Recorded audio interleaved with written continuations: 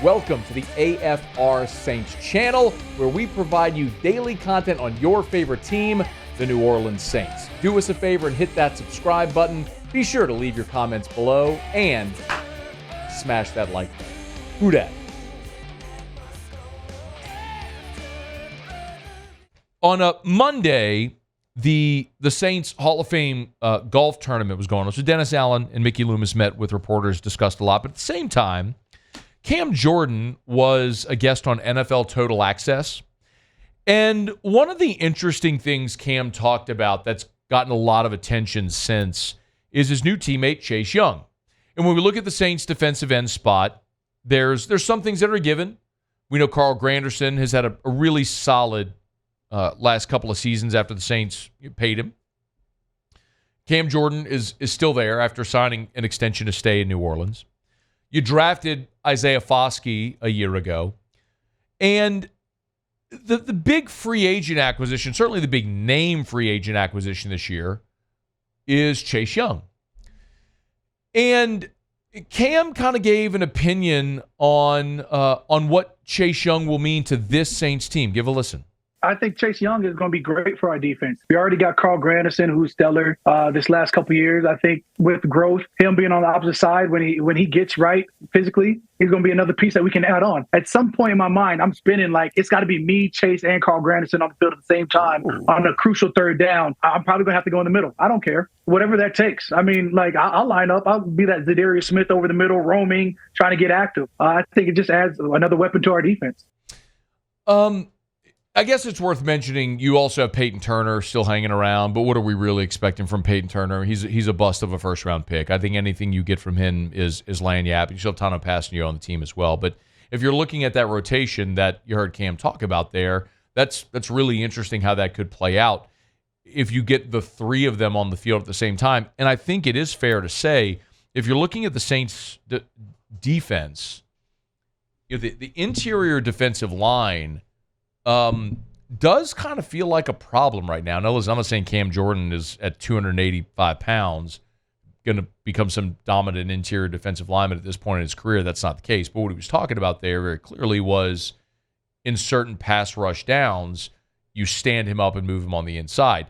And you see that more often. Those amoeba defenses, some call it like a NASCAR package where you get like four rushers on the defensive line, like all standing up, which has become very common. And you've had these hybrid players, guys like you mentioned Zadarius Smith or Micah Parsons, who can probably give you a mismatch on the interior in obvious passing downs. Because the problem, I mean, you don't need me to spell this out for you, but the problem with an undersized or a pass rusher moving to the interior is on rundowns, you get pushed out of the way. You need space eaters. You need Colin Saunders, right? You need Brian Brzee on the interior for those downs.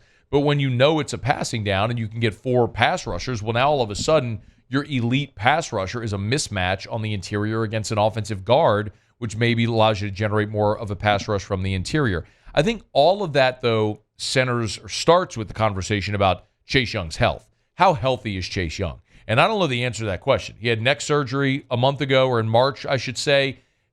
How healthy will he be for offseason work? Like, whenever training camp starts, is he going to be there? Is the target week one? If it is week one, how long does it take to acclimate to a new defense? But if you even approach, what Chase Young was when he was the NFL's Defensive Rookie of the Year back in 2020, well, this is a steal on a one-year deal.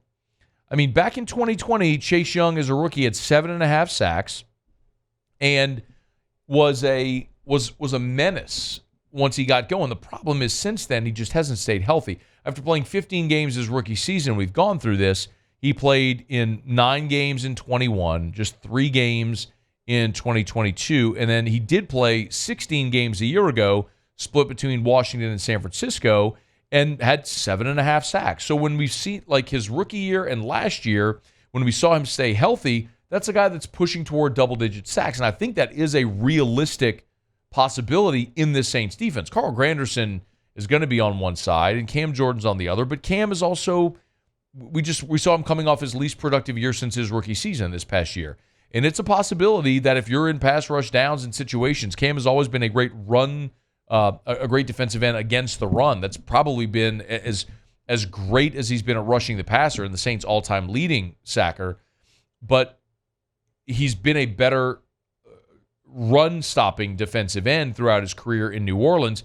You move him to the inside and Chase Young to the outside, well, now all of a sudden you're generating a more formidable pass rush, which the Saints have lacked really, quite honestly, the last 2 seasons. So it's how they use Chase Young is going to be a fascinating piece on the chessboard this year.